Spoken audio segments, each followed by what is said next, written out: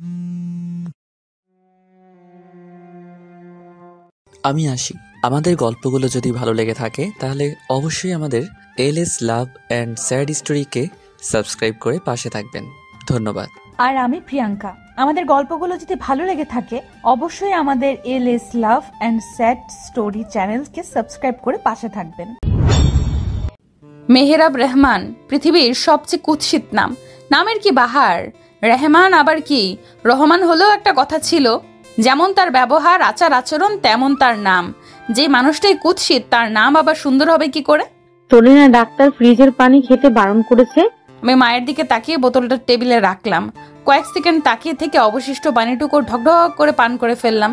হাতের উল্টো পিঠে মুখ মুছে বললাম, বারণ করেছে বলেই খাচ্ছি।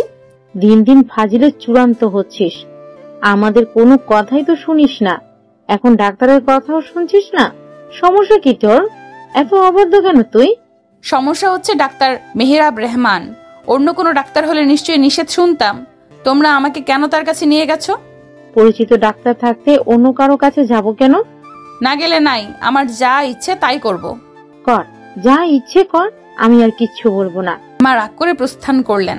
আমার বড় আপু পড়ছিল, ওর মাস্টার্সের ফাইনাল পরীক্ষা চলছে, তাই বাবু নিয়ে চলে এসেছে এখানে। আপু বই বন্ধ করে শুধালো, মেহেরাব ভাইয়ার ওপর তুমি তো রাগ কেন? লোকটা ভীষণ অসভ্য আপু, সর্বদা মেয়ে মানুষের সাথে লটকে থাকে। কই, আমি তো কখনো দেখলাম না। দেখবে কি করে? তোমার দুই নয়নের তো শুধু দুলা ভাইয়ের বসবাস, তার মধ্যে তোমার আছে একটা ক্যাসেট। ক্যাসেটই সামলাবে নাকি? কে কার সাথে লটকে থাকে সেসব দেখবে। যদি কোনো বিয়ে বাড়ির অনুষ্ঠানে যাই, সেখানে সে মহান ব্যক্তি থাকবেই, আর তিনি থাকবেন মানে চতুর্দিকে মেয়েদের আনাগোনা। দেখলে মনে হবে সে মিষ্টি আর চারিপাশে মাছি ভো ভো করছে। এইখানের দোষটা কোথায়? ও চারপাশের মেয়েরা থাকে, ও তো মেয়েদের পেছনে ঘোরে না। এইখানেই তো তার দোষ আপু। সে কি পারে না সেখান থেকে সরে যেতে? আবার প্রতি শুক্রবারে দেখি মাঠে ফুটবল খেলে, ক্রিকেট খেলে, মেয়েরা হাঁটতে বের হলে হা করে তাকিয়ে থাকে। তখন কি সে পারে না খেলা বাদ দিয়ে বাড়িতে চলে আসতে? 6টার দিন টানা হসপিটালে ডিউটি করিস, একটা দিন তো রেস্টেরও দরকার আছে। কিন্তু না, বান্দা রেস্ট নেবে না। আর রেস্ট নিলে মেয়েদেরই বা দেখবে কিভাবে? একটু আগে তার কাছ থেকে এলাম। কি হয়েছে জানো? একজন নার্স পারে না শুধু তার কোলে গিয়ে বসে, তখন সে একদম চুপ। কেন, তখন কি সে পারতো না নার্সকে ধমক দিতে? অথচ তাকে ধমক না দিয়ে কাকে ধমক দিল জানো? আমাকে। মাকে বলে আমি নাকি বেশি বেশি আইসক্রিম, কোক আর ঠান্ডা পানি খেয়ে ঠান্ডা লাগিয়েছি। আমার ঠান্ডা লাগুক, ঠান্ডার 14 গোষ্ঠী লাগুক, তাতে ওই ডাক্তার ব্যাটার কি? আমি কি খাবো কি খাবো না সেগুলোর মেনু ঠিক করে দেওয়া সে কে? পুষ্পিতা থাম, তুই যেটা করছিস সেটা বাড়াবাড়ি। সব সময় সিচুয়েশনে একরকম থাকে না। তাছাড়া সে আমাদের প্রতিবেশী, বড় ভাইয়ের মতো। সে কি করুক তাতে আমাদের কি? তুই কেন রাগ করে নিজের ক্ষতি করবি? ফ্রিজে পানি এত খাস না। ভাইয়ের মতো না ছায়ের মতো? সে ছায়ের মতো না। ছাই উড়ালেও তো অমূল্য রতন পাওয়ার সম্ভাবনা থাকে। ভাব সম্প্রসারণে পড়নি, যেখানে দেখিবে ছাই উড়াইয়া দেখো তাই পাইলেও পাইতে পারো অমূল্য রতন। কিন্তু তারে উড়াইলে আর ফিরেই পাবো না, মেয়েদের নিয়ে গুম হয়ে যাবে। আই জাস্ট হেট হিম। আমি তাকে একদম পছন্দ করি না। তাতে তার কি? তোর পছন্দ করা না করা তার কিছুই আসে যাবে না। রাইট, তেমনি তার বারণ করাতেও আমার কিছু যায় আসে না। আমার যা ইচ্ছা তাই করব। মাও তো পারমিশন দিয়ে গেল, সুতরাং তুমি এখন আমায় নিয়ে মাথা না ঘামিয়ে পড়া শুরু করব। একটু পরে তোমার ক্যাসেট ঘুম থেকে উঠে কান্নাকাটি করে সারা বাড়ি মাথায় তুলে ফেলবে।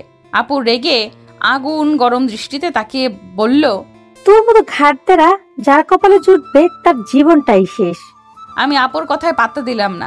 ফ্রিজ থেকে কোকের বোতল নিয়ে বারান্দায় চলে গেলাম। রাগে পুরো শরীর আমার রিরি করছে। বেটা ডাক্তার গুনে গুনে আমার চেয়ে 8 বছরের বড়, কিন্তু দেখলে মনে হয় 20 বছরের টকবকে যুবক। যেমন তার কণ্ঠস্বর তেমন তার সৌন্দর্য। একটা ছেলেকে আল্লাহ এত কেন সুন্দর বানাবে? বিকেলে মেহেরাব ভাইয়ের ভাতিজি টুম্পা আমার কাছে পড়তে এলো। ওর হাতে অনেকগুলো চকলেট। কিছু চকলেট আমাকে দিয়ে বলল, আন্টি এগুলো চাচু তোমাকে দিয়েছে। আমি যত্ন করে নখে নেল পলিশ পরছিলাম। টুম্পার কথা শুনে ওর দিকে তাকিয়ে বললাম, আমার জন্য চকলেট? টুম্পা ওপর নিচ মাথা ছাকালো। আমি গম্ভীর ভান ধরে বললাম, ওই লটকা লটকি লোককে বলে দেবে আমি কোনো বাচ্চা নই, আমার জন্য যেন আর কখনো চকলেট না পাঠায়। আমি যেন ভুল কিছু ভেবেছি কিংবা ভুল কিছু বলেছি এবং সেটা সংশোধন করার জন্য দায়ে টুম্পা তড়িঘড়ি করে বলল, লটকালতি কি আন্টি? চকলেট তো আমার চাচু পাঠিয়েছে। আমি ভ্রু কুঞ্চন করে বললাম, লতকালতি না, কথাটা হবে লটকা লটকি, আর কথাটি তোমার চাচুকেই বলেছি।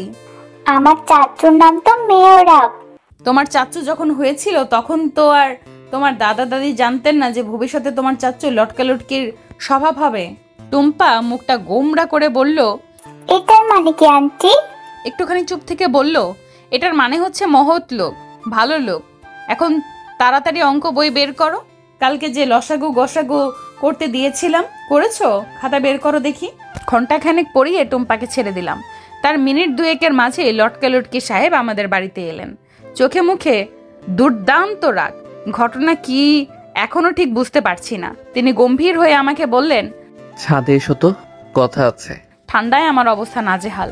আমি তার দিকে ফিরেই হাঁচি দিয়ে বললাম, এখানেই বলুন। দেখে হাঁচি দিতে পারো না নাকি? আর এখানে বললে তোমারই সমস্যা হবে। আমি বাঁকা দৃষ্টিতে তাকিয়ে বোঝার চেষ্টা করলাম ঘটনা কি। পরক্ষণেই বললাম, ঠিক আছে আপনি যান, আমি আসছি। জলদি, আমার হাতে বেশি সময় নেই।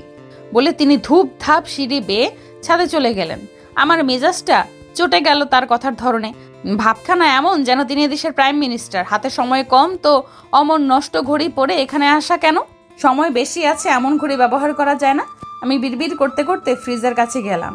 এক হাতে পানির বোতল আর অন্য হাতে কোকের বোতল নিয়ে ফ্রিজ আটকানোর সময় পাশ থেকে আপু বলল, একটু আগেই কতগুলো ঠান্ডা পানি আর কেক খেলি, এখন আবার এগুলো নিয়ে কোথায় যাচ্ছিস? একজন বিশেষ লোককে জ্বালিয়ে পুড়িয়ে ভস্য করতে। আমি কোক খেতে খেতে ছাদে গেলাম। মেহরাব ভাইয়ের পরনে ধবধবে সাদা রঙের শার্ট, দেখতে সুন্দর লাগছে। এমন ভাবনা মনে আসতেই মনকে কড়া শাসন করতে লাগলাম। তিনি আমাকে দেখে যার পরানায় অবাক হয়ে বললেন, এসব কি? চোখে সমস্যা নাকি? দেখেন না, পানি আর কোক। ঠান্ডায় গলার অবস্থা কি হয়েছে খেয়াল করেছো? এর মধ্যে আবার কোক, ঠান্ডা পানি খাচ্ছ? হ্যাঁ খাচ্ছি। আমাকে নিয়ে এত মাথা ব্যথা করা লাগবে না আর। কেন ডেকেছেন সেটা বলেন। তিনি সম্ভবত রাগ কন্ট্রোল করার চেষ্টা করছেন। দাঁতের দাঁত চেপে বললেন, তুমি টুম্পাকে কি বলছো? কি বলেছি? সেটাই তো তোমার মুখ থেকে শুনতে চাচ্ছি। কত কথাই তো বলেছি। আপনি কোন কথা শুনতে চাচ্ছেন? তুমি ওকে বলেছো আমি লটকা লটকি লোক। এগুলো কেমন ধরনের শব্দ? একটা শিক্ষিত মেয়ে হয়ে এমন কথা তুমি বলো কি করে? সত্যি কথা বলতে শিক্ষিত আর মূর্খ আছে নাকি? সত্যি কথা সবাই বলতে পারে। এটা সত্যি কথা। এই ওয়ার্ড দ্বারা কি বোঝাতে চাও? আপনি যে সবসময় মেয়েদের সাথে লটকে থাকেন এটাই বোঝাতে চাই। রাগে দুঃখে তিনি বোধহয় কথা বলার ভাষাই হারিয়ে ফেলেছেন। এমনভাবে হা করে তাকিয়ে আছেন আমি যেন সেসব থোড়াই পরোয়া করি। আমাদের নীরবতা কাটলো টুম্পার ডাকে। আমাদের পাশের বাড়িতেই তারা থাকেন। টুম্পা ছাদ থেকে জোরে চিল্লিয়ে বলছে, লটকা চাচ্চু, দাদু ডাকে তোমায়। টুম্পার সাথে ছাদে আরো বাচ্চা ছিল। ওরাও নতুন নাম শুনে বেজায় আনন্দিত। এমন নাম ইতোপূর্বে কখনো শোনেনি বলে কথা। ওরাও সমস্বরে লটকা চাচ্চু বলে ডাকছে। লটকা লটকি নামটা বোধহয় বেশি বড় হয়ে যায়, তাই শুধু লটকা নামটাকে বেছে নিয়েছে। এদিকে ওদের ডাক শুনে আমার এত হাসি পেল যে হাসতে গিয়ে আমি হাঁচি দিয়ে ফেলি। তিনি পারছে না শুধু আমাকে গিলে খেতে, শুধু যাওয়ার পূর্বে চিবিয়ে চিবিয়ে বলে গেলেন, আমার মান সম্মানের কিছুই বাকি রাখলে না তুমি। তোমার মতো সঙ্গী যেন শত্রুরও না হয়। শোন পুষ্পি, তোর রাগের যে কোনো ভিত্তি নেই, তুই জানিস? আমি সোমার কথা শুনে ভ্রুকুঞ্চন করে তাকালাম। কলেজে আমার সব থেকে কাছের বান্ধবী সোমা। পান থেকে চুন খুসলে সেটা সবার আগে আমার ওকে বলা চাই। ওর ক্ষেত্রেও সেম। আমরা একে অপরের নারী নক্ষত্র পর্যন্ত জানি। কেউ কাউকে ছাড়া এক মুহূর্তও থাকার কথা ভাবতেও পারি না। কোনো দিন আমি অথবা সুমা না এলে স্যার ম্যামরা সব সময় মজা করে জিজ্ঞেস করবে, কি ব্যাপার আজকে সাথেরটা আসেনি? প্রশ্ন শুনে আমরা মলিন হাসি দিলেও সেদিন সারাটা দিন খুব বাজে কাটতো। এমন না যে আমাদের সাথে কেউ মিশে না কিংবা মিশতে চায় না। অনেকেরই আমাদের প্রতি অগাধ কৌতূহল থাকা সত্ত্বেও কেন জানি আমরাই মিশতে পারি না। আমাদের এটাই মনে হয় যে আমরা দুজনেই দুজনের জন্য যথেষ্ট।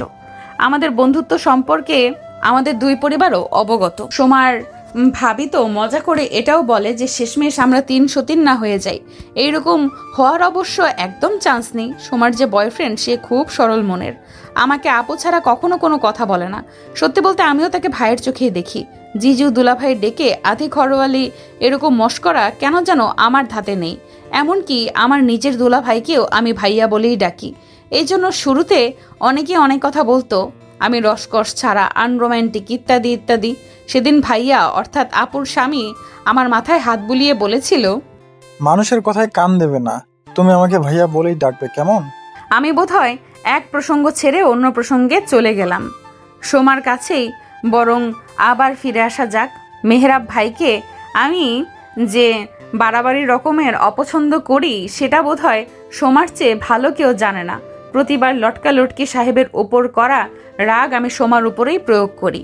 সোমা কিছু বলে না, নীরবে আমার রাগ সহ্য করবে প্রথমে, তারপর বোঝাবে ওই লোকের ওপর রাগ করে কোনো লাভ নেই। আমি সোমার প্রশ্নের জবাব না দিয়ে পাল্টা প্রশ্ন করলাম, রাগের ভিত্তি কেন থাকতে হবে? না থাকলে রাগ কেন করতে হবে? তুই কি রাস্তার অপরিচিত কারোর উপরও রাগ করবি কখনো অযথা? কিন্তু তিনি তো আমার পরিচিত। আমি জানি সে তোর পরিচিত, শুধুই পরিচিত, কাছের কেউ কিন্তু নয়। আমরা রাগ তাদের উপরই করি যারা আমাদের কাছের মানুষ, আপন মানুষ। পরিচিত হলেই যে তাদের উপর রাগ করার অধিকার আমাদের আছে তা তো নয়।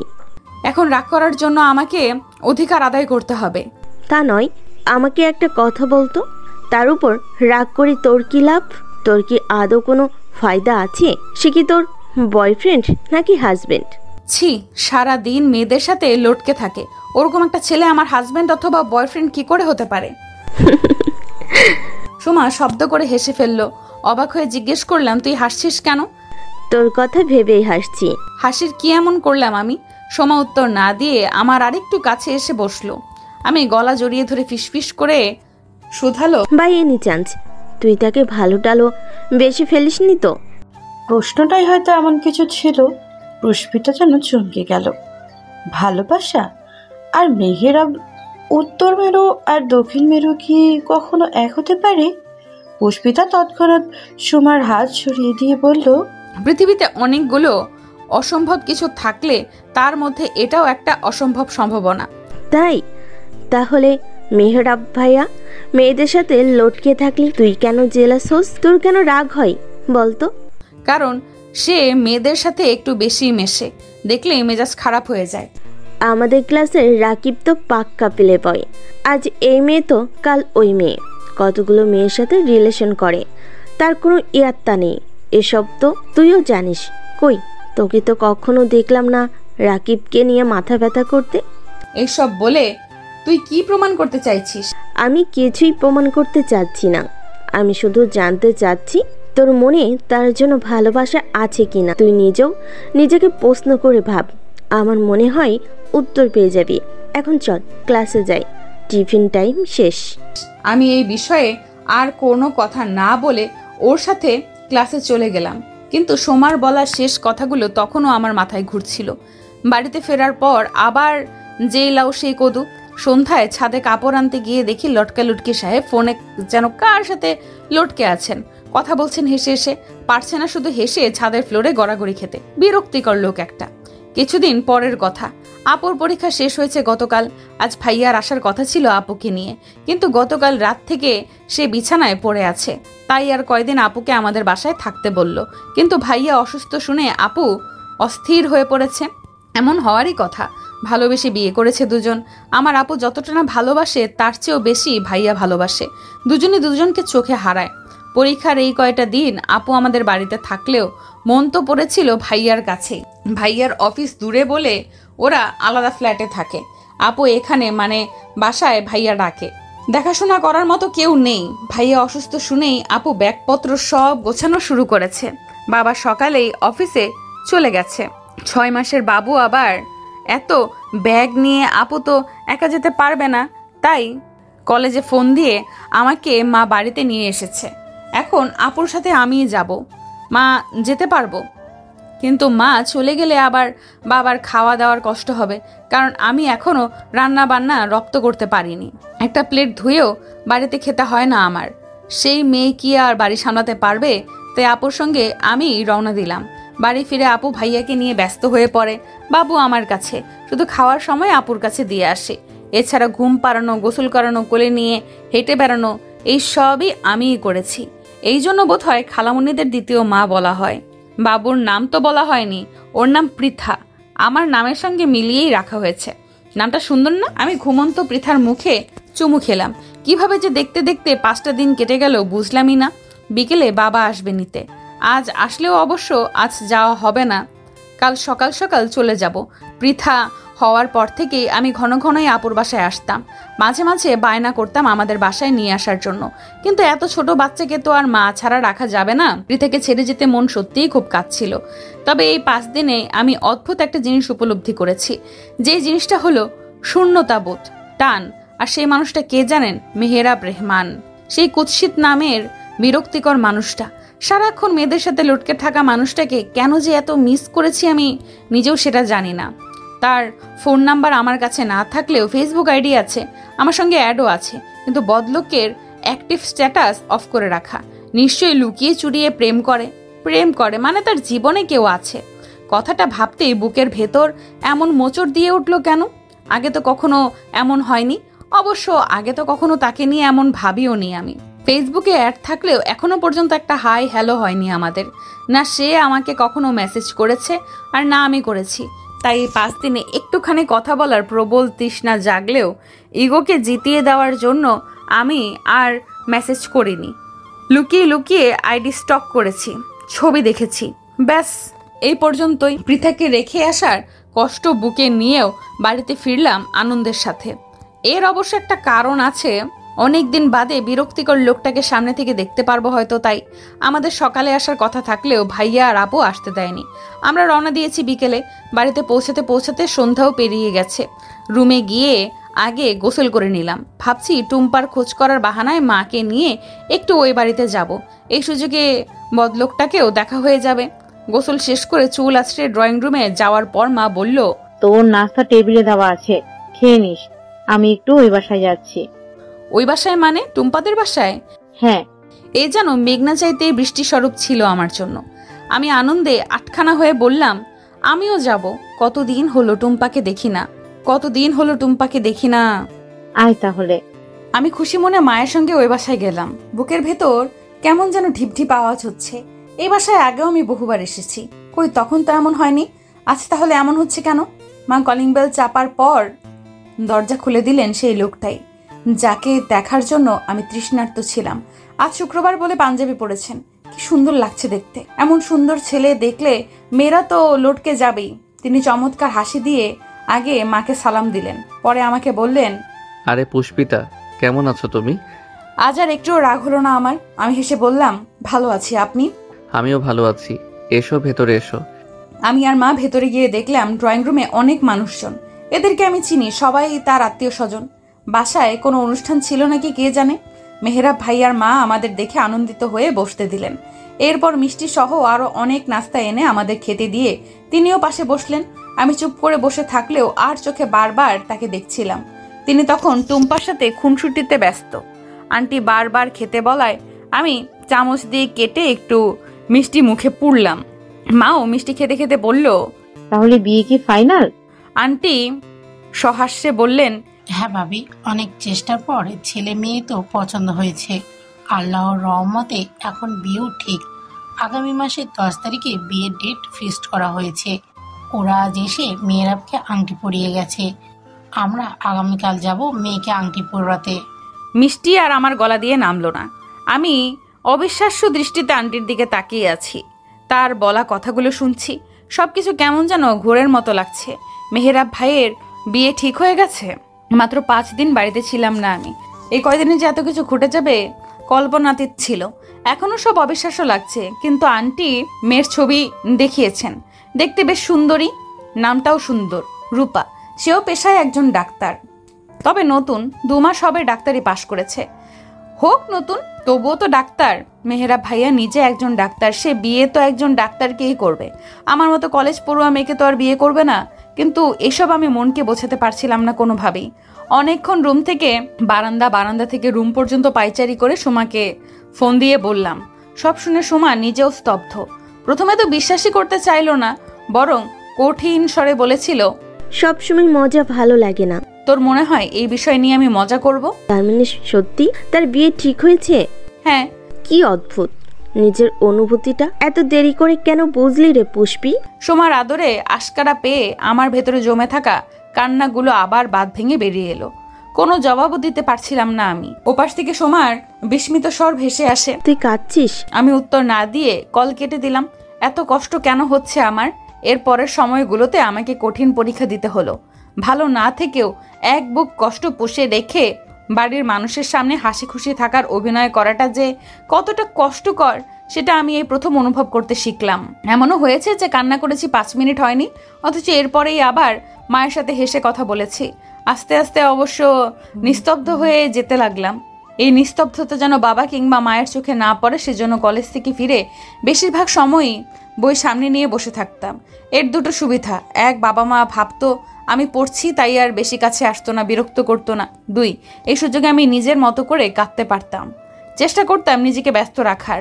কলেজে গেলে সুমার সঙ্গে কিছুটা হলেও আমাকে স্বস্তি দিত। সবচেয়ে বেশি কষ্ট হতো যখন আমি মেহেরাব ভাইকে দেখতাম। আগে তার হাসি দেখলে রাগ লাগতো, এখন তার হাসি দেখলে কষ্ট হয়। বারংবার মনে হয় এটা তো সুখের হাসি, কিছুদিন পর বিয়ে করবে, বউ থাকবে তার। নিশ্চয়ই এইসব ভেবে খুশিতে আটখানা হয়ে থাকে সব সময়। কলেজ থেকে বাড়ি ফেরার পথে বাস থেকে নামার পর মেহেরাব ভাইয়ার সঙ্গে দেখা হয়ে গেল। তার সঙ্গে তার বড় ভাই ভাবি আর মা ছিল। আমাকে দেখেই তিনি একগাল হেসে জিজ্ঞেস করলো, কি ব্যাপার পুষ্পিতা, কলেজ থেকে ফিরলে নাকি? আমি মলিন হেসে মাথা দোলালাম। ভদ্রতা সূচক জিজ্ঞাসা করলাম, আপনারা সবাই কোথায় যাচ্ছেন? এই তো একটু শপিং করতে যাচ্ছি। ভাবি তখন মেহেরাব ভাইয়াকে পিঞ্চ মেলে দুষ্টুমি করে বলল, শুধু শপিং বলছো কেন? বলো যে বিয়ের শপিং করতে যাচ্ছি। উনি হাসছেন, কিছুটা লজ্জাও পেয়েছেন বোধ হয়। তার এই সুখের হাসি আমার সহ্য হচ্ছিল না, বুকটা এফোর ওফোর করে দিচ্ছিল। আন্টি তখন বললেন, যাবে নাকি আমাদের সাথে? চলো যাই, বিয়ের কেনাকাটাও আমাদের কিছু হেল্প করলে না হয়? আসলে আন্টি বাড়িতে থাকলে যেতাম, মাত্র কলেজ থেকে ফিরছি, একটু ক্লান্ত আর কি। তাও তো ঠিক, সমস্যা নেই, তুমি বাড়িতে গিয়ে রেস্ট নাও। ধন্যবাদ আন্টি, কিছু মনে করবেন না প্লিজ। না না পাগলি মেয়ে, কি মনে করব, সাবধানে যেও তুমি। আচ্ছা। আমি আর মেহেরাব ভাইয়ের দিকে তাকালাম না। বলা চলে তার সুখের হাসি পুনরায় দেখার সাহস হলো না আমার। রিকশায় উঠে পুরোটা পথ কাঁদতে কাঁদতে বাড়ি ফিরলাম আমি। ভালোবাসায় এত বিরহ কেন? মন থেকে চাইলেই আসলে সব সময় সব কিছু পাওয়া যায় না, এর জন্য ভাগ্য থাকা লাগে। কিন্তু এতটাও ভাগ্যবতী আমি নই। সময়ের প্রহর ফুরিয়ে মেহেরাব ভাইয়ের বিয়ের দিন ঘনিয়ে এসেছে। ভেবেছিলাম তার বিয়ের আগ দিয়ে আমি আপুর বাসায় চলে যাব, কিন্তু আমার ভাবনায় পানি ঢেলে গায়ে হলুদের আগেই দিনই ভাইয়া আর পৃথাকে নিয়ে আপু আমাদের বাড়িতে চলে এসেছে। বাধ্য হয়ে বাড়ির সবার সঙ্গে আমাকেও গায়ে হলুদের অনুষ্ঠানে যেতে হয়েছে। আমার বুকের ভেতরটা যন্ত্রণায় জ্বলে পুড়ে ছাই হয়ে গেলেও সবার সামনে প্রাণ খোলা হাসি দিতে হয়েছে। চারপাশে সবার এত হাসি আনন্দ সব আমার গলায় কাটা হয়ে বিচ্ছিল। ধীরে ধীরে মানুষটা অন্য কারো হয়ে যাচ্ছে, অথচ আমি কিছুই বলতে পারছি না, কিছুই করতে পারছি না। সবচেয়ে আফসোস তো এটা ভেবে লাগে যে মানুষটা জানে আমি তাকে কত ভালোবাসি। ড্রেসিং টেবিলের সামনে বসে যখন নানান রকম চিন্তা ভাবনা করছিলাম, আপু তখন পিঠে চাপড় দিয়ে বলল, আর কতক্ষণ বসে থাকবি, চল তাড়াতাড়ি। মেহেরাব ভাইয়ের সাথে বরযাত্রী আমরাও যাচ্ছি। বাবা নিষেধ করলেও আঙ্কেল শোনেনি। দুজনের মাঝে সখ্যতা বন্ধুত্ব বেশ গাঢ় কিনা। অন্যদিকে আবার মায়ের এক আন্টি গলায় গলায় ভাব, সুতরাং আমাদের না তাদের কাছে টিকে থাকতে পারলো না। আল্লাহ যে এ কোন কঠিন পরীক্ষা নিচ্ছে কে জানে। বাড়ি থেকে বেরিয়ে গাড়িতে উঠে বসেছিলাম, তখন গাড়ির জানলা দিয়ে দেখলাম মেহেরাব ভাইয়া ও তার বন্ধুরা আসছে। সবাই বেশ হাসাহাসি করছে। আমার চোখ আটকে ছিল অফ হোয়াইট রঙের শেরওয়ানি পরে বর্ষাজা মেহেরাব ভাইয়ের দিকে। বর্ষাজে তাকে এত সুন্দর লাগছে, সঙ্গে তার মিষ্টি হাসি। সে যখন ফুল দিয়ে সাজানো গাড়িটাতে উঠে বসলো, তখন আমার বুক থেকে ভারী দীর্ঘশ্বাস বেরিয়ে আসে। একটু কাঁদতে পারলে ভালো লাগতো, বুকটা তো ফাঁকা ফাঁকা লাগছে। আমি পৃথার তুলতুলে নরম শরীরটা বুকে জড়িয়ে নিয়ে আড়ালে চোখের পানি ফেললাম। কেউ যদি ভালোবাসার ব্যাপারে আমার কাছে পরামর্শ চায় তাহলে প্রথমেই তাকে ভালোবাসতে নিষেধ করব। ভালোবাসার যে বড্ড বিরহ আর বিষাদ। কনের বাড়ি পৌঁছানোর পর কনের পরিবার সবাইকে সাদরে গ্রহণ করলেন। চারপাশে কেমন যেন শিথিলতা। আমার কোনো কিছুই ভালো লাগছিল না। সবাইকে আগে খেতে দেওয়া হলো। আমার গলা দিয়ে কোনো খাবারই নামছিল না। খাবার নেড়ে চেড়ে নষ্ট করে আমি উঠে গেছি। পৃথাকে কোলে নিয়ে একপাশে চুপ করে বসে রইলাম। আর মাত্র কিছু সময়ের ব্যবধান, এরপরে সে চিরদিনের জন্য অন্য কারোর হয়ে যাবে। অথচ আমি একটাবার নিজের মনের কথাটাও বলতে পারলাম না। সবার খাওয়া দাওয়ার পাট চুকে যাওয়ার পর কাজী সাহেব যখন বিয়ে পড়ানোর ব্যাপারে এগোতে চাইলেন, তখনই শরীর শীতল করার মতো খবর পেলাম কোণে নেই। বরযাত্রী পৌঁছানোর আগেই সকালে পালিয়ে গেছে। কিন্তু এ কথা তারা কিভাবে বলবেন বুঝতে পারছিলেন না। তারা আঙ্কেলের হাত ধরে ক্ষমা চাইলেন, অনুনয় বিনয় করলেন। এই খবরে কার কেমন মনের অবস্থা হলো জানি না, তবে আমি এত বেশি খুশি হয়েছি যে ইচ্ছে করছিল এই নীরব পরিবেশে গান ছেড়ে একাই নাচি। মেয়ের এমন কর্মকাণ্ডে কনের পরিবার লজ্জিত। তার ক্ষমা চাওয়ারও মুখ নেই। বড় মেয়ের বদলে এখন তারা তাদের ছোট মেয়ে স্বর্ণালীর সাথে মেহরাব ভাইয়ের বিয়ে দিতে চাচ্ছে। এ কথা শুনে আমার খুশি উবে গেল, মেজাজ গেল চোটে। এটা কেমন ধরনের কথা হলো? আমি মেহরাব ভাইয়ের দিকে তাকালাম। রূপা আপু পালিয়েছে কথাটা শোনার পর যেমন স্তব্ধ হয়েছিল, এখনো সেরকমই আছো। স্বর্ণালীর সাথে বিয়ের কথা শুনে বিশেষ কোনো পরিবর্তন হলো না। আঙ্কেল বেশ কিছুক্ষণ চুপ করে থেকে বললেন, ঠিক আছে, আমি একটু ছেলের সঙ্গে আলাদা কথা বলে ভেবে জানাতে চাই। কনের পরিবার রাজি হয়ে গেল। বরযাত্রী সবাইকে আলাদা কথা বলার সুযোগ দিয়ে কনের পরিবার, আত্মীয় স্বজন সবাই চলে গেলেন। এখন সবাই আলোচনা করছে কি করা যায়। সবার আঙ্কেল মেহেরা ভাইকে জিজ্ঞাসা করলেন, তুমি কি চাও?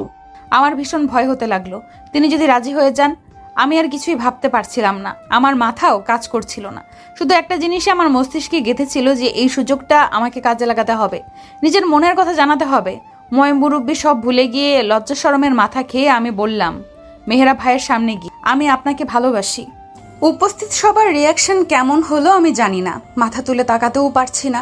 শুধু এতক্ষণ যে চাপা আলাপ আলোচনা চলছিল সেই সব থেমে গেছে। আমার দৃষ্টি নত। সেই মুহূর্তে হাতে টান পড়লো আমার। ফিরে তাকানোর পূর্বেই মা আমার গালে সজোরে থাপ্পড় দিয়ে বলল, মাথা ঠিক আছে তোর? আরো একটা থাপ্পড় দেওয়ার পূর্বেই মেহেরাব ভাইয়ার বাবা আটকে ফেললেন। আমার চোখের পানি মুছে দিয়ে মাথায় হাত বুলিয়ে বললেন, আমার ছেলেকে ভালোবাসিস? বেশ তো, তাহলে তুইও হবি আমার মেহেরাবের বউ। আমি বিস্মিত হয়ে তাকালাম। তিনি আমার বাবাকে উদ্দেশ্য করে বললেন, কিরে, তোর মেয়েকে আমার পুত্রবধূ বানানোর অনুমতি দিবি না? বাবা তৎক্ষণাৎ কোনো উত্তর না দিলেও পরে ঠিকই রাজি হয়ে গেলেন। আঙ্কেল কনের পরিবারকে সব বুঝিয়ে বললেন, এমনিতেই মেয়ে পালিয়ে যাওয়ায় তাদের লজ্জার শেষ নেই। এখন তো আর ছোট মেয়েকে বিয়ে দেওয়ার জন্য জোর করতে পারেন না। তাই ইচ্ছে হোক কিংবা অনিচ্ছায় তারা কোনো টু শব্দও করলো না। কিছু কাছের আত্মীয় স্বজন মেহেরাব ভাইয়ার বন্ধু বাদে বাকি বরযাত্রীদের বাড়িতে পাঠিয়ে দেওয়া হলো। যারা ছিল তাদের এবং কাজীকে নিয়েই কাজী অফিসে গিয়ে বিয়ে পড়িয়ে দিল আমাদের। আমার মনের ভেতর তখন রং বেরঙের প্রজাপতির উড়ুউড়ি করছিল। আর চোখে তার দিকে তাকিয়ে তার মলিন মুখ দেখে মনে মনে বললাম, মিস্টার লটকালটকি সাহেব, একবার যখন আমার সাথে লটকে গেছেন, এখন বুঝবেন আমি কি জিনিস। এতদিন শুনে এসেছি বিয়ের পর নাকি অনেক কিছু বদলে যায়। বিশেষ করে বদলে যায় একটি মেয়ে, বদলে যায় তার পরবর্তী গোটা জীবন। কিন্তু একটা মানুষ যে এতটা পরিবর্তন হয়ে যেতে পারে সেটা মেহেরাব ভাইকে না দেখলে বুঝতেই পারতাম না আমি। আমার মধ্যে বিশেষ কোনো পরিবর্তন নেই। পড়াশোনা, পরিবার সব ঠিকঠাক আছে আগের মতো। যখন যেই বাসায় ইচ্ছে থাকছি, কোনো ধরা বাঁধা নিয়ম নেই। তবে বিয়ের প্রায় একটা সপ্তাহ ভীষণ ব্যস্ততায় কেটেছে। দুই পরিবারের আত্মীয় স্বজনরা দলে দলে এসেছে। যতটা সম্ভব আপ্যায়নের ব্যবস্থা করা হয়েছে সবাই আবার চলে যেতেই সবকিছু স্বাভাবিক হয়ে গেছিল। কেবলমাত্র বদলে গেছিল আমার আর মেহেরাব ভাইয়ের মধ্যকার কথাবার্তার আদান প্রদান। বিয়ের দিন থেকেই প্রয়োজন ছাড়া সে আমার সাথে কথা বলে না। এমনকি আমি তাকে আমার সামনে হাসতেও দেখিনি। এক বিছানায় ঘুমানোর পরেও কখনো ভুল করেও তার হাত আমার গায়ে পড়েনি। রাতে যে কাত হয়ে ঘুমাতো, সকালে সেই কাতেই ঘুম থেকে উঠতো। একটা মানুষ এভাবে কেমন করে ঘুমাতে পারে আমি বুঝি না। প্রথম বিষয়গুলো স্বাভাবিকভাবে নিলেও এখন কেমন যেন লাগে। সবচেয়ে খারাপ লাগে সে আমার সাথে কোনো কথা বলে না। আগে তো খুব খোঁজখবর নিত, রাগারাগি করতো, ঝগড়াও হতো আমাদের। আর এখন কাছাকাছি থেকেও মনে হয় মাঝখানে কত দূরত্ব। সোমার সাথে বিষয়টা নিয়ে কথা বলেছি আমি। সোমার সাজেশন ছিল আমি যেন সরাসরি মেহেরাব ভাইকে কথাগুলো জিজ্ঞেস করি। গতকাল রাতে আমাদের বাসায় ছিলাম, সোমার সাথে ফোনে কথা বলে মনে হলো আসলেই কিছু বিষয় তার সাথে খোলাসা করা দরকার। আমি এই বাড়িতে যাওয়ার পর শাশুড়ি মায়ের সঙ্গে দেখা হলো। আমি তাকে কখনো মা আবার কখনো আন্টি বলেও সম্বোধন করি। তিনি বললেন, এত দেরি করে আসলে কেন? নাস্তা করবে আসো। আমি খেয়ে এসেছি।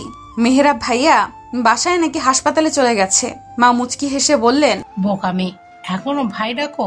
আমি কিছুটা লজ্জা পেয়ে মাথা নত করে ফেললাম। মা বললেন, ঘরেই আছে, বের হবে একটু পর। আচ্ছা বলে আমি রুমে গেলাম। তিনি রেডি হচ্ছিলেন। একবার দরজায় আমার দিকে তাকিয়ে আবার নিজের কাজে ব্যস্ত হয়ে পড়লেন। আমি মনে মনে কথাগুলো গুছিয়ে নিলেও সব যেন এলোমেলো হয়ে গেল। যা যা বলবো বলে ভেবে এসেছিলাম তা তো বলতেই পারলাম না। উল্টো কাঁদো কাঁদো স্বরে জিজ্ঞেস করে ফেললাম, আপনি আমার সাথে এমন করছেন কেন? তিনি বেশ স্বাভাবিকভাবেই বললেন, কেমন করছি? এই যে ভালো মতো কথা বলেন না। ভালো মতো কথা বলা তো দূরে থাক, আপনি তো আমার সাথে কথাই বলেন না। বলি তো। দরকার ছাড়া একটা কথাও বলেন না আপনি আমার সাথে। রাগ করেছেন আমার উপর? রাগ করব কেন? এই যে আমার সাথে বিয়ে হয়েছে তাই? সেরকম কিছু না। তাহলে কি ভালোবাসি বলে অবহেলা করছেন? তিনি এবার আমার দিকে তাকিয়ে দীর্ঘশ্বাস নিলেন। আমার চোখের দিকে তাকিয়ে বললেন, সবকিছু আসলে এত দ্রুত ঘটে গেছে যে আমি এখনো সবকিছুর সাথে মানিয়ে নিতে পারছি না। এর মানে কি? কিছু না, দেরি হয়ে যাচ্ছে, আমার যেতে হবে। আমি আর কিচ্ছু বলতে পারলাম না, তাকে আটকাতেও পারলাম না। শুধু খুব স্পষ্টভাবে তার সূক্ষ্মভাবে এড়িয়ে চলাটা বুঝতে পারছিলাম। আর সব বুঝেও আমার কিছু করার নেই, শুধুমাত্র মৌনতা ছাড়া। তার পরিবর্তনের সাথে সাথে আমার মনও বিষিয়ে যাচ্ছিল। আগে সেই চঞ্চলতা যেন কোথায় পালিয়ে গেল। হঠাৎ করেই আমি হাসতে ভুলে গেলাম। ভালোবাসায় যে এত যন্ত্রণা তা তো জানতাম না। ভালো তো আরো অনেকেই বাসে, কই তারা তো আমার মতো যন্ত্রণা নেই। তারা তো ঠিকই ভালো আছে ভালোবাসার মানুষটার সাথে। তাহলে আমার ভালোবাসার কমতিটা ঠিক কোথায়? তার পরিবর্তনের রেশ আমার মাঝেও এমনভাবে প্রবেশ করে যে আমি বাড়ির কারোর সাথে স্বাভাবিক কথাটা পর্যন্ত বলি না। চারপাশে সব কিছু নিয়ে বিরক্ত হয়ে গেছি আমি। বিয়ের প্রথম দিকে চেষ্টা করতাম তার কাছে কাছে থাকার, দুষ্টুমি করার। এই তো সেদিনের কথা। ভেবেছিলাম আমার চঞ্চলতা তার পছন্দ। খুব শখ করে পেছন থেকে জড়িয়ে ধরে গালে একটা চুমু খেয়েছিলাম। তিনি গম্ভীর স্বরে বলে উঠলেন, সব সময় সবকিছু ভালো লাগে না পুষ্পিতা, এসব একদম করবে না। সেই যে তার রাগী স্বর আমার কর্ণকুহরে প্রবেশ করলো, সেই সাথে প্রস্থান করলো আমার ভেতরকার সকল চঞ্চলতা, শখ ইচ্ছে সব। সেই থেকে আমি নিজেও যেন গুটিয়ে গেলাম, কিছুটা দূরত্ব গড়ে নিলাম। এই বাড়ির চেয়ে নিজের বাড়িতেই বেশি থাকতাম। কেউ কিছু জিজ্ঞেস করলে বলতাম আমি ওই বাসায় ঠিক মতো পড়া হয়নি, ঘুম হয় না। বড়রা কি বুঝেছে জানি না, কিন্তু তারা হঠাৎ করেই একটা সিদ্ধান্ত নিলেন। সন্ধ্যায় দু পরিবার একসাথে বসলেন। আমাদেরও ডাকা হলো। তারা আমাদের আলাদা স্পেস দেওয়ার জন্য ঘুরতে যেতে বলল, যাকে আধুনিক ভাষায় হানিমুন বলে সবাই। সবার সামনে তিনি কিছু না বললেও রাতে আমাকে একা বললেন। মা জোর করাতে আজ রাতে এখানেই থেকে যেতে হয়েছে। যখন ঘুমানোর জন্য রুমে এলাম তিনি শান্ত কণ্ঠে ডাকলেন, পুষ্পিতা। আমি এখন অনেক ব্যস্ত, কিন্তু বাড়ির মানুষ তো সেটা বুঝবে না। তুমি ওদেরকে বলবে যে এখন কোথাও যাব না আমরা। আমি তাচ্ছিল্য করে হাসলাম। অন্ধকার রুমে সেই হাসি নজরে এলো না হয়তো তার। অবশ্য তার চোখে যখন আমার পরিবর্তনটাই আটকায়নি, সেখানে হাসি আর এমন কি। আমি কোনো দ্বিমত না করেই বললাম, আচ্ছা বলবো। Thank you. কেন? আমার কথা রাখার জন্য। ব্যাপার না, ঘুমান। উল্টো পাশ ফিরে শুয়ে পড়ল। আমিও অন্যদিকে ফিরলাম। বুকের গহীন থেকে বেরিয়ে এলো ভারী দীর্ঘশ্বাস। অন্ধকার রুমটিতে এখন বিরাজ করছে পিন পতন নীরবতা। সম্পর্কের টানাপোড়েনে আমি হাঁপিয়ে উঠেছি। আমি যদি আগে কখনো একটুও টের পেতাম যে ভালোবাসলে এত কষ্ট পেতে হয়, তাহলে বিশ্বাস করুন কাউকে ভালোবাসার মতো এমন বিশাল দুঃসাহস দেখাতাম না। মনের জমিনে যখন ভালোবাসা নামক বীজের দৈহিকতা বাড়ছিল, ঠিক তখনই উপড়ে ফেলে দিতাম। এখন আমার ভালোবাসায় ভয় হয়, ভীষণ ভয়। আমার জন্য এমন কিছু অপেক্ষা করছে জানলে হয়তো আমি কখনো বিয়েটাও করতাম না। তাছাড়া এই বিয়ের মানে কি? যাকে ভালোবাসি তাকে নিজের করে পেয়েছি ঠিকই, কিন্তু সেটা শুধুমাত্র কাগজে কলমে। মানসিকভাবে ভালোবাসায় আমি তাকে পাইনি। আমার এত বেশি কষ্ট হয় যে মিথ্যে হাসি দিতে গেলেও বুকে টান পড়ে, চিনচিনে একটা ব্যথা হয়। আমাদের হানিমুনে যাওয়া হয়নি। পড়াশোনার অজুহাত দেখিয়ে আমি প্ল্যান ক্যান্সেল করেছি। এজন্য তিনি অবশ্য খুশি হয়েছিলেন। পরের দিন রাতেও দিয়েছিলেন শুষ্ক ধন্যবাদ। আমি শুধু হাসি। এই হাসি আনন্দের নয়, বিষাদের। পরের সপ্তাহ থেকে আমার টেস্ট পরীক্ষা, কিন্তু আমি কিছুই পারি না। সারাক্ষণ বইয়ে মুখ গুজে থাকলে কি হবে? পড়া তো আর আমার হয় না। বাড়ির সবার ধারণা ছিল মেয়ে খুব পড়ছে, একদম বিরক্ত করা যাবে না। কিন্তু ভেতরে ভেতরে আমি যে পুরো শেষ হয়ে যাচ্ছিলাম এটা কাউকে বোঝাতে পারছিলাম না। আমি চাচ্ছিলামও না কেউ বুঝুক। বুঝেই বা আর কি হবে? আমার এই পরিণতির জন্য তো আমি নিজেই দায়ী। ভালোবাসার মতো দুঃসাহস দেখিয়েছি, শাস্তি তো আমার প্রাপ্যই। আমি জানি আমার পড়াশোনা কিচ্ছু হবে না, তবুও বই নিয়ে বসে আছি। আমার মা এলো গরম দুধ নিয়ে, টেবিলের উপর গ্লাসটা রেখে মাথায় হাত রাখলো, নরম সুরে ডাকলো, পুষ্প। আমার ভেতরটা যেন মুহূর্তেই গুড়িয়ে গেল। ঝরঝর করে কেঁদে ফেললাম আমি। মা আমার মাথাটা তার বুকে চেপে ধরে বলল, আমার পরিটার এত দুঃখ কেন? আমি উত্তর দিতে পারলাম না। এতটা দিন শুধু সোমা জানতো আমি কিসের মধ্যে দিয়ে যাচ্ছি। বুকে আগলে আমাকে মানানোর চেষ্টা করত, কিন্তু তবুও কোথাও কিছুর যেন একটা কমতি ছিল। আমারও খুব ইচ্ছে করতো একটু মায়ের কোলে মাথা রেখে মন ভরে কাঁদি। কখনো বা ইচ্ছে করতো ওই মানুষটার বুকে মাথা রেখে সব কষ্টগুলো উগরে দিয়ে জিজ্ঞেস করি, কেন আমায় একটু ভালোবাসেন না? কিন্তু সবার সব ইচ্ছে কি আর পূরণ হয়? হয় না, আমারও হয়নি। মা হোক কিংবা সে, কারোর সামনেই আমি নিজেকে ভেঙে চুরে প্রকাশ করতে পারিনি। আজ মায়ের আদর নম্র স্বরে যেন আমার বাইরের শক্ত প্রাচীর চুরমুর করে ভেঙে গেল। মা আমাকে চেয়ার থেকে উঠিয়ে বিছানায় বসালো, মুখোমুখি বসলো নিচে। আমার চোখের পানি মুছিয়ে দিয়ে জিজ্ঞেস করলো, কি হয়েছে আমাকে বলতো? তুই এত বদলে কেন গেছিস? আমি কান্নার জন্য কথা বলতে পারছিলাম না। মা ফের বলল, বিয়ের পর কি তুই এতটাই বড় হয়ে গেলি যে আমাকেও নিজের কষ্টের কথা বলা যায় না? আগে তো সব বলতি, এখন কি মা পর হয়ে গেছে? তোর নীরবতা, শুষ্ক হাসি, গালে লেখে থাকা চোখের পানি, চিটচিটে ভাব, চোখের নিচের কালো দাগ, শুকনো মুখ, সমস্ত কিছুই আমার চোখে পড়ে রে মা। আমি যে তোর মা, তোকে পেটে ধরেছি আমি। তোর সত্যি হাসি আর মিথ্যা হাসির পার্থক্য আমি বুঝি। ভেবেছিলাম তুই নিজেই হয়তো আমাকে সব বলবি, কিন্তু তুই তো আমাকে পর করে দিয়েছিস। আমি মাকে জড়িয়ে ধরে হাউমাউ করে কাঁদতে কাঁদতে বললাম, সে আমাকে ভালোবাসে না মা। আমি ভেতর থেকে একদম শেষ হয়ে যাচ্ছি। মা তৎক্ষণাৎ কিছু বলল না, হয়তো আমাকে সামলে নেওয়ার সুযোগ দিল।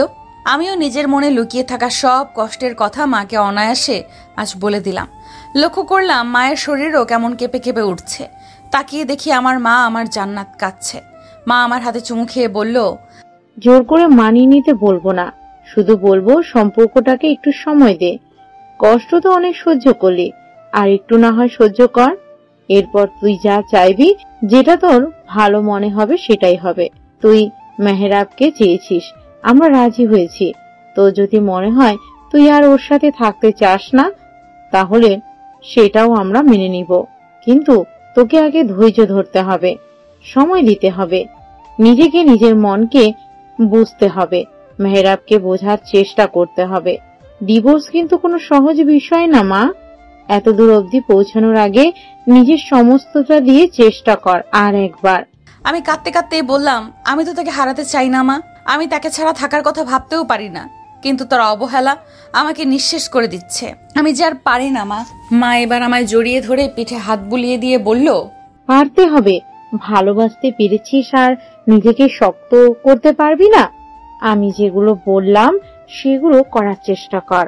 তার আগে পড়াশোনা ঠিক মতো কর মা। আজকাল কোনো সম্পর্কে গ্যারান্টি না থাকলেও সুন্দর কেরিয়ারের গ্যারান্টি কিন্তু ঠিকই আছে। তাই সাময়িক শোকে এমন কিছু করিস না যেটাতে তোর কেরিয়ারের তৈরির পথ নষ্ট হয়। আমার পুষ্প, আমার কথা শুনবে না? আমি নীরবে মাথা দোলালাম। মাকে জড়িয়ে ধরে বললাম, আমি চেষ্টা করব মা। বেশ, আমার মেয়ে আমার জন্য চেষ্টা করবে, আমি এতেই খুশি। মায়ের সঙ্গে কষ্ট শেয়ার করার পর থেকে নিজেকে অনেকটাই হালকা লাগছিল। কষ্ট হলেও মায়ের কথাগুলো রাখার চেষ্টা করছিলাম। আমার খাওয়া দাওয়া, ঘুমের ব্যাপারে মা সতর্ক দৃষ্টি রাখা শুরু করেছে। আজকাল আমি আর ওই বাড়িতে যাই না। আমার শ্বশুর শাশুড়ি একবার হলেও এসে আমাকে দেখে যাবে। অফিস থেকে ফেরার পথে শ্বশুর আব্বা কিছু না কিছু খাবার এনে দিয়ে যায় আর বলে ঠিক মতো যেন পড়াশোনা করি। শাশুড়ি মাও এটা ওটা রান্না করে নিয়ে আসে।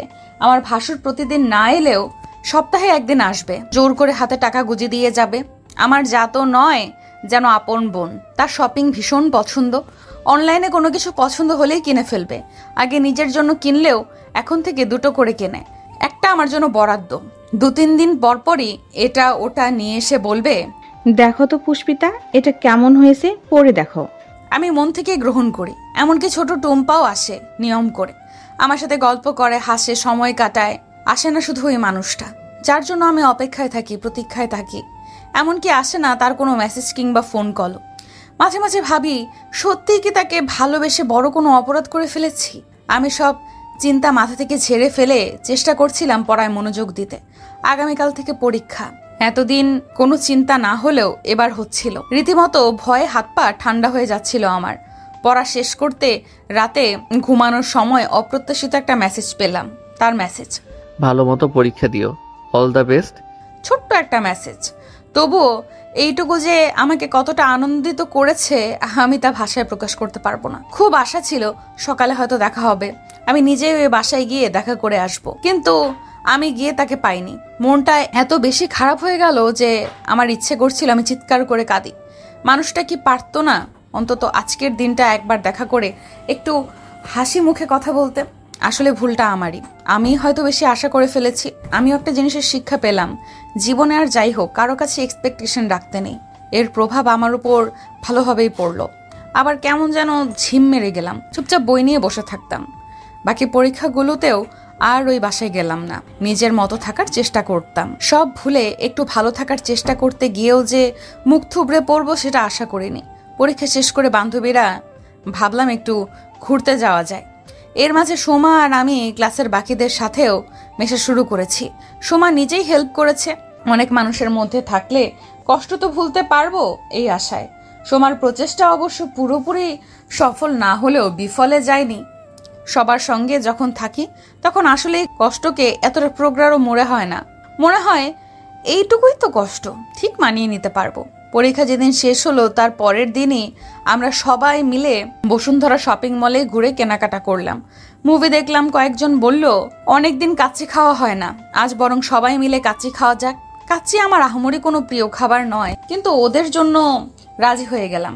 আসলে চমকও রেস্টুরেন্টে অপেক্ষা করছিল। ভেতরে যাওয়ার পর দেখলাম একটা টেবিল দখল করে বসে আছে আমার ভালোবাসার মানুষ এবং তার মুখোমুখি বসে আছে আমার অপরিচিত একটা মেয়ে।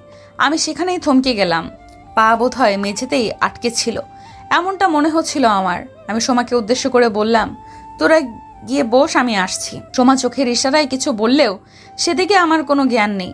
আমি মেহেরাবের কাছে গিয়ে একটা চেয়ার টেনে দুজনের মাঝখানে বসলাম। মেহেরাবের চেহারায় কোনো পরিবর্তন না দেখলেও মেয়েটা ভ্রুকুচকে বলল, কে আপনি? আমি এক হাত বাড়িয়ে দিয়ে বললাম, হাই আপু, আমি পুষ্পিতা। আপনি? বোধহয় ভরকে গেছে, হাত বাড়ালো না, এমনকি মুখেও কিছু বলল না। আমি নিজেই তার হাত টেনে হ্যান্ডশেক করে বললাম, সৌজন্যতা রক্ষা করতে হয়। কি হচ্ছে এসব? আমি এবার তার দিকে তাকালাম। আমার কষ্টের চেয়েও রাগ বেশি হচ্ছিল। অন্য একটা মেয়ের সাথে আমি কিছুতেই তাকে মানতে পারছিলাম না। আমি তার প্রশ্ন পর জবাব দিলাম কঠিন গলায়। বললাম, কিছুই হয়নি, যা হওয়ার এবার হবে, শেষ হবে সবকিছুর। এরপর চেয়ার ছেড়ে উঠে সোজা ওয়াশরুমে চলে গেলাম। এতক্ষণে আটকে রাখা কান্না এবার বর্ষার বৃষ্টির ন্যায় পড়ছিল। জীবনে কত বড় ভুল যে করেছি ভালোবেসে। নারীকে হাসানো সহজ, কাঁদানোও সহজ, কিন্তু নারীর ঘৃণা পাওয়া কঠিন।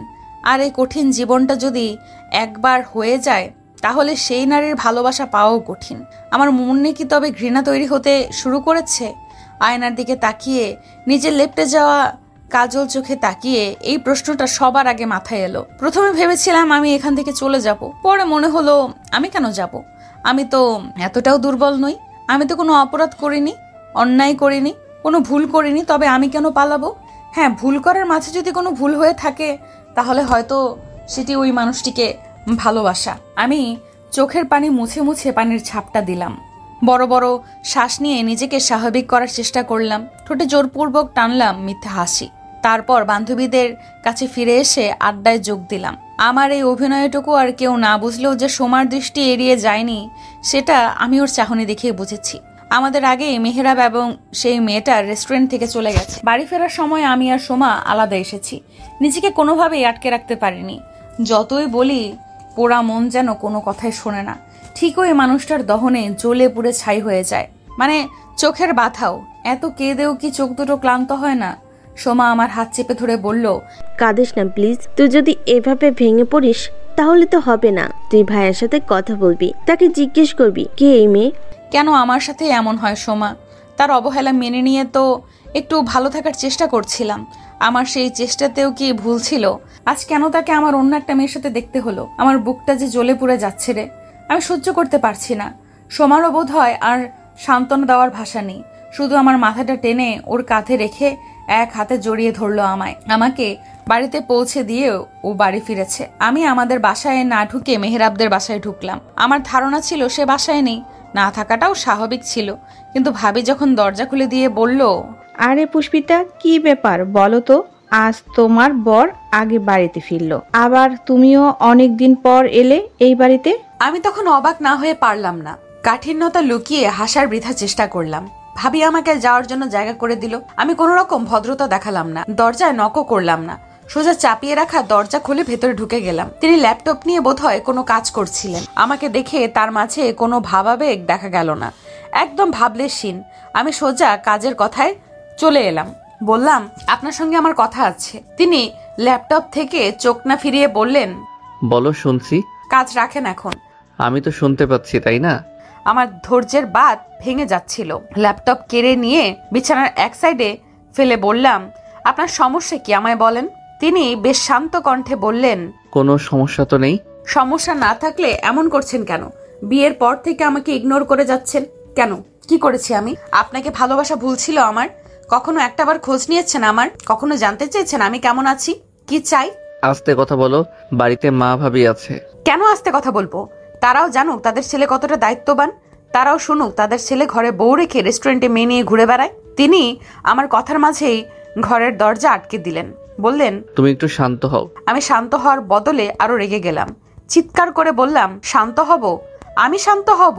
কিভাবে আমাকে শান্ত হতে বলেন আপনি? আপনার কোনো ধারণাই নেই কতটা কষ্ট আপনি আমাকে প্রতিটা মুহূর্তে দিয়ে যাচ্ছেন। নতুন করে এখন আবার ওই মেয়েটাকে যোগ করলেন। আর কত কষ্ট দেবেন আমাকে? কত কষ্ট দিলে আপনার শান্তি হবে? কে ওই মেয়ে আমাকে বলেন আপনি? কেন আপনি আমার সাথে এমন করছেন? আমাকে যদি মানতে এতই আপত্তি, তাহলে কেন বিয়ে করলেন? তখন কেন বলে দিলেন না আপনি আমাকে বিয়ে করবেন না?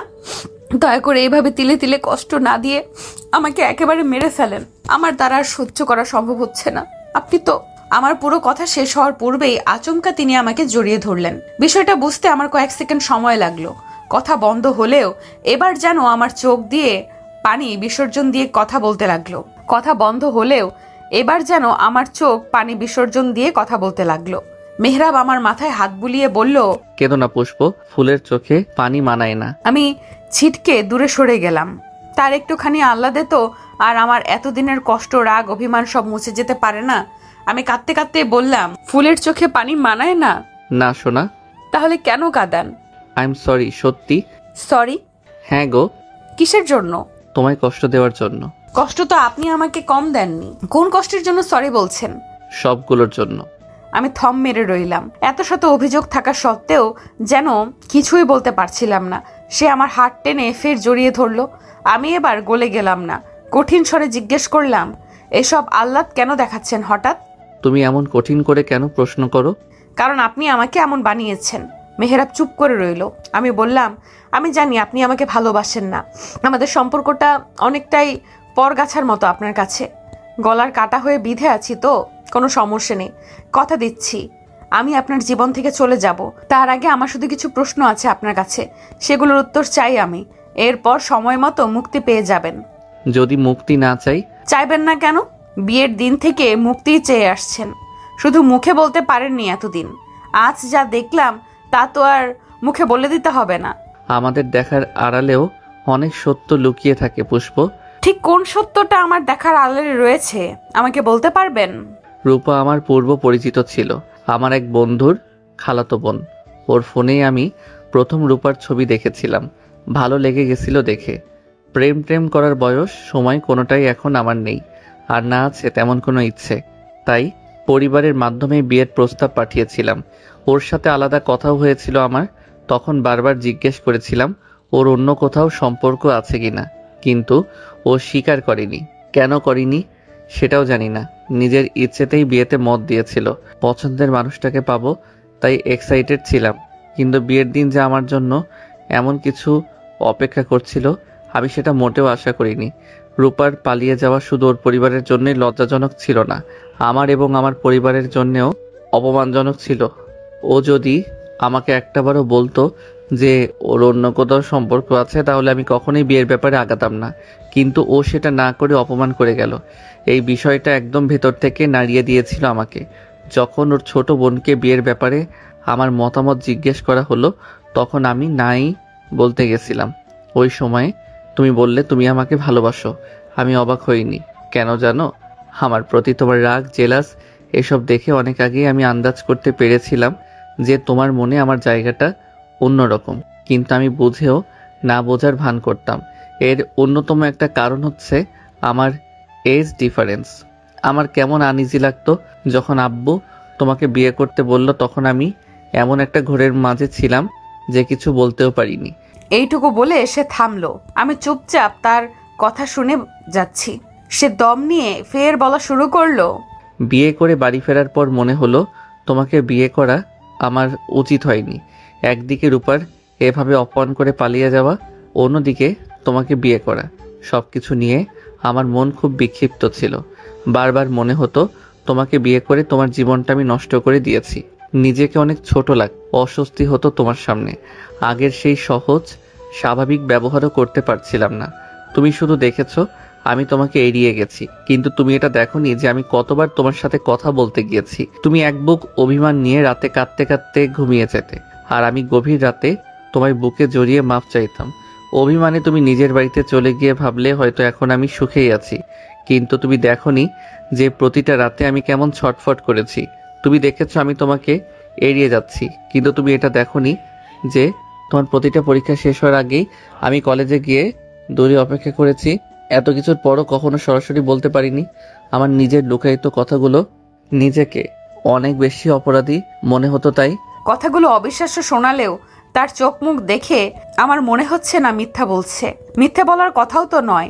সে আমাকে আরেকটু অবাক করে দিয়ে আমার দুহাত ধরে বলল, আজ যে মেয়েটাকে আমার সাথে দেখেছো, ওর নাম লিজা, আমার কলেজ লাইফের ফ্রেন্ড। ওর হাজব্যান্ড সিয়ামও আমার কলেজ লাইফের ফ্রেন্ড। আমরা ব্যাচমেট ছিলাম 3 জন। ওরা রিলেশন করে গত 2 বছর হবে বিয়ে করেছে, কিন্তু ইদানিং ওদের পরিমাণা হচ্ছে না। সিয়াম চাকরির সুবাদে চট্টগ্রাম থাকতো লিজাকে নিয়ে। ঝগড়া করে 1 সপ্তাহ হবে লিজা ঢাকায় চলে এসেছে। আমি বিয়ে করেছি এটা ওরা জানতো, কিন্তু তোমাকে তো দেখেনি, তাই চিনতে পারিনি। আজ দেখা করেছি সিয়ামকে নিয়ে কথা বলতে। আমরা ওখান থেকে বের হওয়ার পর অবশ্য বলে দিয়েছিলাম তুমি আমার বিয়ে করা বউ। ও তখনই তোমার সাথে আবার কথা বলতে চেয়েছিল, তোমার ভুল ভাঙতে চেয়েছিল, কিন্তু আমি দেইনি। কেন জানো? আমি মুখে কিছু না বলে জিজ্ঞাসু দৃষ্টিতে তাকালাম। সে মৃদু হেসে বলল, কারণ আমি জানতাম এ বিষয়ে কথা বলার জন্য হলেও তুমি আমার কাছে আসবে। হয়তো আমার ইগো বেশি, এজন্য হয়তো আমি যেচে তোমার কাছে যেতে পারিনি, নিজেকে তোমার সামনে প্রকাশ করতে পারিনি। তাই এই সুযোগটাও আমি হাতছাড়া করতে চাইনি। তাই সব কাজ রেখে এই সময়ে আমি বাসায় বসে আছি, শুধু তোমার অপেক্ষায়। আমি অবাক বিস্ময়ে তাকিয়ে আছি। সে আবার 2 হাতের পিঠে চুমু খেয়ে আমার দুগালে হাত রেখে বলল, আমি তোমাকে হারাতে চাই না পুষ্প, ভালোবাসি তোমাকে আমার প্রিয় ফুল। নিজেকে নিয়ন্ত্রণে রাখা আর সম্ভব হচ্ছিল না। ঠিকই কেঁদে ফেললাম এবার। সে আমাকে বুকে জড়িয়ে বলল, তোমার প্রতি অনেক অন্যায় করে ফেলেছি আমি, সেজন্য আমি অনুতপ্ত। আমাকে তুমি ক্ষমা করে দাও ফুল। আমি কাঁদতে কাঁদতেই তাকে শক্ত করে জড়িয়ে ধরে বললাম, আপনি খুব খারাপ, খুব। আমি আপনাকে কখনো ক্ষমা করব না, কখনো না। সে হেসে বলল, তাই ঠিক আছে, ক্ষমা করতে হবে না। তোমাকে কষ্ট দেওয়ার অপরাধে তুমি না হয় আমার সাথে সারা জীবন থেকে শাস্তি দিয়ে যেও, আমি সেই শাস্তি মাথা পেতে নেব, তবু আমাকে ছেড়ে যেও না। কেন যাব না? আপনি তো চাইতেন আমি যেন চলে যাই। না, আমি এমনটা কখনোই চাইতাম না। তবে এটাও ভাবিনি যে এভাবে তুমি আমার মনে জায়গা করে নেবে। তোমাকে দেওয়া কষ্টগুলোই যে ভালোবাসা হয়ে আমার মনে জন্ম নেবে, এটা কে ভেবেছিল বলো? আপনি একটা খারাপ লোক। আমি আপনাকে ভালোবাসি না। ভালোবাসো না তাতেই যেভাবে জড়িয়ে ধরে রেখেছো, ভালোবাসলে না জানি কি করতে। এই কথা শুনে আমি তাকে ছেড়ে দিলেও সে আমাকে ছাড়লো না। আমি রাগ দেখিয়ে নিজেকে ছাড়ানোর চেষ্টা করে বললাম, ছেড়ে দিন আমাকে। এখন তার সেটা সম্ভব নয়। একবার যখন এবার হাত ধরেছি, তখন মৃত্যুর আগে আর ছাড়ছি না। আমাকে এরপর আর কিছু বলার সুযোগ না দিয়েই গভীর চুমু এঁকে দিল আমার ওষ্ঠদয়ে। আমি গুটিয়ে গেলাম। শান্ত হয়ে গেল আমার রাগী অভিমানী মন। মিশে গেলাম তার বুকে। খুশিতে আনন্দে কাঁদতে কাঁদতে বললাম, আপনাকে ছেড়ে আমি কি করে থাকবো? ভালোবাসি তো আমি। ভালো তো আমিও বাসি। মৌনতা কাটিয়ে এবার পূর্ণতা দেই চলো সম্পর্কটাকে। আমি তার কথা না বুঝে জিজ্ঞাসু দৃষ্টিতে তাকাতেই সে বলল, বোঝনি? এই জন্যই বাচ্চা মেয়েদের বিয়ে করতে নেই, সব একদম হাতে কলমে শেখাতে হয়। ভালোবাসি ভালোবাসি শুধু মুখে বললেই হবে?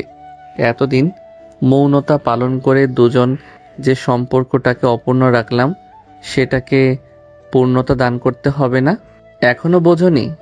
আমি দুদিকে মাথা নাড়ালাম। আসলেই বুঝতে পারিনি আমি। এবার সে ধৈর্য হারা হয়ে বলল, উফ, আর মুখে কিছু বলতে পারবো না। এরপর আমাকে কোলে নিয়ে বিছানায় বসিয়ে যখন জানালা লাগিয়ে দিচ্ছিল তখন বুঝলাম মৌনতার বদলে পূর্ণতার মানে। এত লজ্জা আর ভয় লাগছিল, সেই সাথে অদ্ভুত একটা অনুভূতি আর আনন্দও লাগছিল। আনন্দ তো হবেই, অবশেষে মানুষটা যে আমাকে ভালোবাসলো। আজ তো পৃথিবীর বুকে সবচেয়ে সুখী মানুষ আমি। তার ভালোবাসার প্রতিটা ছোঁয়া, স্পর্শে এতদিনে জমায়িত মৌনতা একটু একটু করে ভাঙতে লাগলো। সব ভালোবাসার মানুষগুলোর ভালোবাসা এইভাবেই পূর্ণতা পাক। মৌনতা না আসুক কারো জীবনে। সমাপ্ত। নিয়মিত গল্প পেতে আমাদের সাথে থাকুন। বেশি করে কমেন্ট এবং লাইক করুন, তাহলে পরবর্তী গল্পগুলো খুব তাড়াতাড়ি আসবে।